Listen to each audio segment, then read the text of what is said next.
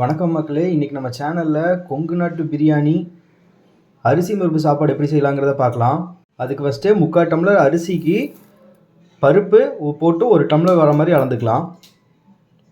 அரிசி பருப்பும் நல்லா கழுவி எடுத்தாச்சு. ஒரு 1/4 மணி நேரம் நல்லா ஊற வச்சு எடுத்துக்கலாம். இப்போ அரிசி பருப்பு சாப்பாடு தாளிக்கிறதுக்கு ஒரு 3 டேபிள் ஸ்பூன் ஆயில் ஊற்றிக்கலாம். ஆயில் நல்லா சூடானோன்னா கொஞ்சமாக கடுகு, கொஞ்சமாக சீரகம், கடுகும் சீரகமும் பொரிஞ்சோன்னா ஒரே ஒரு பெரிய வெங்காயம். பெரிய வெங்காயத்து கூட ஒரு 4 பல்லு பூண்டு வெட்டி வச்சுருக்கேன், அதையும் போட்டுக்கலாம். இது எல்லாத்தையுமே நல்லா வணக்கிக்கோங்க. இது கூடயே ஒரு 2 வரமிளகா போட்டுக்கலாம். வெங்காயம் ஓரளவுக்கு வணங்கணுன்னு ஒரு 2 தக்காளியாக பொடியாக வெட்டி போட்டுக்கலாம்.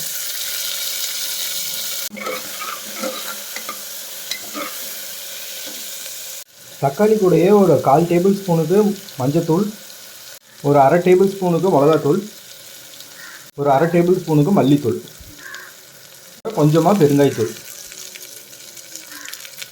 போட்டு நல்லா வணக்கி விட்டுக்கலாம். டம்ளரில் ஒரு 3 டம்ளர் தண்ணி ஊற்றிக்கலாம். அளவு தண்ணி ஊற்றியாச்சு. இது கூடயே ஒரு 3/4 டேபிள் ஸ்பூன் உப்பு போட்டுக்கலாம். டைமில் நம்ம கழுவி ஊற வச்சிருக்கிற அரிசி உள்ளே போட்டுக்கலாம். இந்த டைமில் குக்கர் மூடி போட்டு ஒரு 3 விசிலுக்கு நல்லா வேக வச்சு எடுத்துக்கலாம். அரிசி பருப்பு சாப்பாடு சூப்பராகவே ரெடி ஆயிடுச்சு. இது கூட வெறும் ஊறுகாவும் அப்பளமும் வச்சு சாப்பிட்டாலே அவ்வளோ டேஸ்ட்டாக இருக்கும். மறக்காமல் ட்ரை பண்ணி பாருங்கள். எப்படி இருந்துச்சுன்னு கமெண்ட் செக்ஷனில் சொல்லுங்கள். மறக்காமல் சப்ஸ்கிரைப் பண்ணிடுங்க.